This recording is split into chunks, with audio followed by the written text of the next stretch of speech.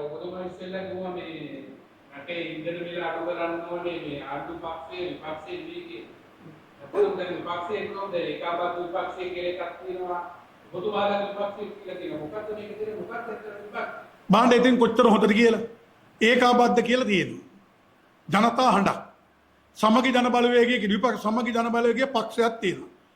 අපේ තියෙන විපක්ෂ නායකයෙක් විපක්ෂ ප්‍රධානියා සජිත් ප්‍රේමදාස මහත්මයා. ගැටලුවක් තියෙනවද? දැන් රටේ තියෙන මූලිකම ප්‍රශ්නේ විපක්ෂයේද ආණ්ඩුව දුන්නු පොරොන්දු ඉටු නොකර ඊකට පිටී යවි IMF නීති වලට එහා ගෙවි ගසා කන එක.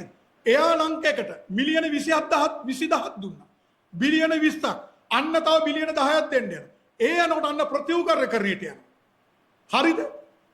විදුලි බල මණ්ඩලය එකක් කරගෙන පාලනය කරන්න බැරි ආණ්ඩුවක් 4-5කට කඩලා කොහොමද ගෙනියන්නේ කියලා ඇහුවා. එහෙම කියපු ආණ්ඩුව මිලියන 41 ලාභ තිබුණු ආණ්ඩුව ගන්නකොට අද බිලියන 37 පාඩු කරලා එකක් බැරි එක 6කට කඩලා තියෙනවා. පුනරුදේ නඩේ අධ්‍යක්ෂක මණ්ඩල 7ක් පත් කළගෙන. මේක නෙමෙයිද ජනතාවට විඳවන්න වෙලා තියෙන්නේ. විපක්ෂයේ කැඩීමද? සමහරුන්ට සතුටු ඇති. දීගය යන්න දෙයක් නැහැ.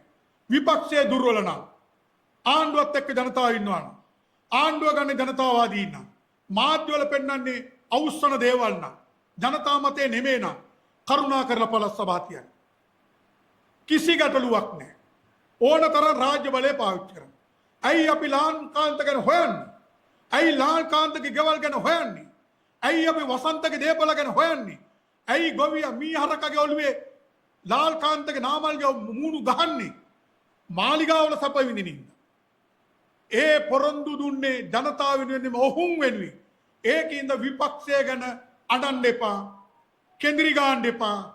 ආණ්ඩුව බිය වෙලා ඉන්නේ ජනමතයට මැර බලයෙන් නම් ආණ්ඩුව වෙන්නේ. ඒකට මුහුණ දෙන්න පුළුවන්ද කියලා බලන්න තියන්න පළස්සම.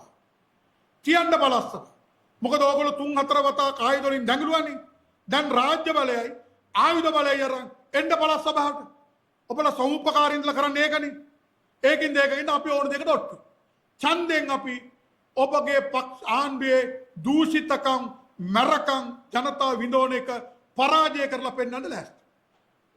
සාමාන්‍ය ජනතාව අරහත් වෙලා ඉන්නේ මේ ඒකාබද්ධ විපක්ෂයත් එක්කද ඒගොල්ලෝ නැගෙන්නේ මේ විපක්ෂයත් එක්කද?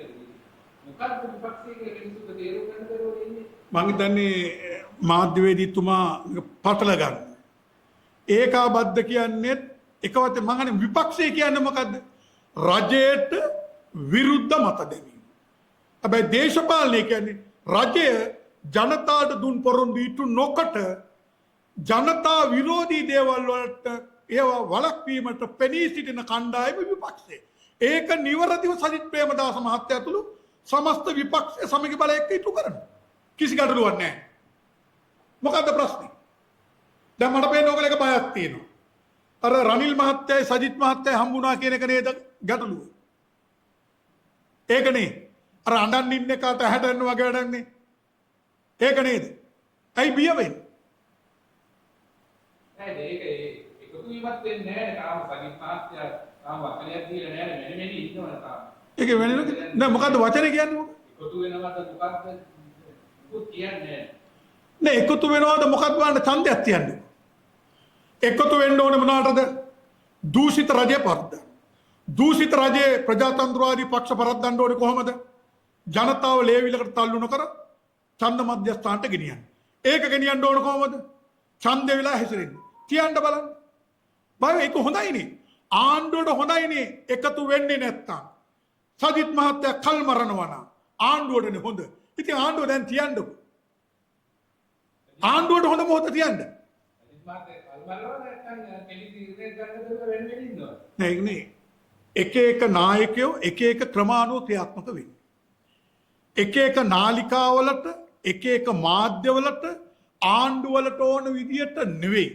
මතක ඇති ඔය සජිත් ප්‍රේමදාස මහත්තයාට පුජ්‍යලික නාලිකා මතකද පුදුම විදියට සහයෝගය දැක්වුවානේ. එතුමාගේ පියාණන්ගේ ගුණ සමුරුවලට මතකද ඒ කාලේ රනිල් මහත්තයාට මැයිතිනක් තුන එතුමන් මැයිදිනයක් තිබ්බා. පුදුම සහයෝගය. දැන් එයා නරකද? ඒ කියන්නේ එයා බොහොම හොඳ වෙඩිද? ප්‍රජාතන්ත්‍රවාදයේ වැඩිද? දැන් ඉල්ලන්නේ මේ ආණ්ඩුවගේ මැර බලය හදන්න කියලාද සජිත්ට කියන්නේ? ඔබලා කියන්නේ විපක්ෂ නායකවරයා යන්න මැර ක්‍රමයට කල්ලි හදන්න. ඒකද කියන්නේ? ඒ කිසි දෙයක් ඕනේ. ඔබලා හිතනවා නම් කල් මරනවා කියලා කල් මැරීමේ ක්‍රමවේදය නම් ඔබලා දකින්නේ ඒ ඇවිල්ලා අවස්ථාවාදීන් දක්න දෙයක්. කල් මරනවා නම් ආණ්ඩුවට තියෙන බොරදියේ මාළු බාණ්ඩනේ. කරුණාකර පළස් සභාවෙන් මීට වැඩිය සුපිරි මොහොතක් තියනවද? සජිත් මහත්තයා එකතු වෙන්නේ නැහැ. තව අය කියන භූතියෝ ඉන්නවා කියලා UMP එකේ. භූතියෝ ඉන්න එකතු වෙන්නේ නැද්ද? වෙනේව ඉන්න එකතු වෙන්නේ නැද්ද? තව පක්ෂ දින එකතු වෙන්නේ නැද්ද? විපක්ෂයේ කුලල් කා ගන්නවා. දැන් බොරදියේ මාළු බාන්න ආණ්ඩුව. හරි වටිනවා. ආණ්ඩුවන ගෙනියන්න ඕනේ. ලාල්කාන්තට අවුරුදු 25ක් ඉන්නවා නම් ඉස්සලා පළස් සභාව තියාගන්න. නැත්තම් පොල් බූරුව කියලා කියන්නේ ගොවියෝ. ඔබලට තේරෙනවනේ. මතක තියාගන්න 2024ට වඩා 2025 140 කාල් පිට රටින් ගෙනල්ලා. ඔය වසන්ත සමරසිංහ මිලියනපතියා බිලියනපතියා දෙසැම්බර් මාසෙ කිව්වා දෙසැම්බර් මාසෙන් පස්සේ හාලටයක්වත් ගේන්නේ නැහැ. මතක තියාගන්න ජනතා බදු මුදලින් ගොවියන්ට පෝරසාන ආධාරය දීලා වී ටික විකුණන්න දෙන්නේ නැතුව හරි මිලක් නැතුව ඩඩ්ලිට දීලා ඩඩ්ලිව පෝෂණය කරලා මහා පරිමාණ ජාවාරම්කාරයෝ විතර පෝෂණය කළා. ඒකින්ද බොරදියේ මාළු බෑම උදෙසා කරුණාකර පළස් සභාව තියා දිනන්න.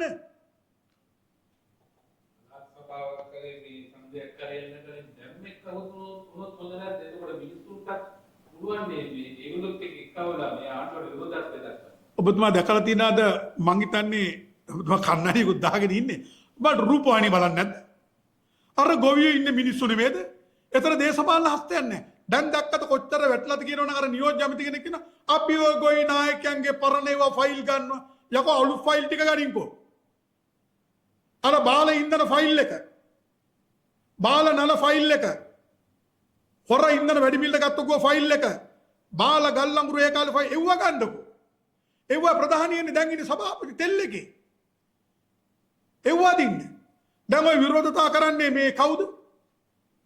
පුනරුදයායමද? සජබෙනිමේද? සජබේ යන්නේ ගොවියෝ යන්නේ. ඔබට ඔවුන්ව විශ්වාස නැද්ද? යල්ල මහා හඳුනන්නේ නැති ආණ්ඩුවක් කියලා ගොවියෝ කිව්වට පස්සේ මේ ආණ්ඩුවට තව සුජාතභාවයක් තියෙනවද?